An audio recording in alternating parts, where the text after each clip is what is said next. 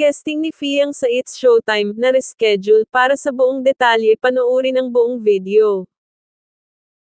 Maraming netizens at fans ang nag-abang ngayon araw sa episode ng It's Showtime, dahil sa guesting ng idolo nila na si Fiang.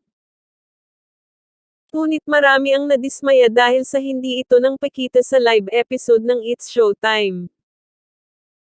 Ayon sa source na reschedule di umano ang guesting nito sa It's Showtime sa hindi pa malaman na dahilan. Sa mga nag-aabang kay Fiang sa Showtime, pasensya na po kayo, na reschedule po ang pag-guest niya sa Showtime.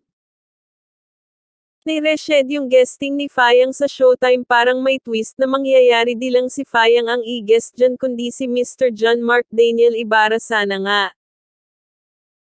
Ayon sa ilan, dahil sa sunod-sunod na schedule ng event at guesting ni Fiang ay hindi umano ito nakapuntang It's Showtime. Ayon naman sa ilan na supporters ng JM Fiang ay magkasama na si Fiang at JM sa bagong araw ng guesting nito sa It's Showtime.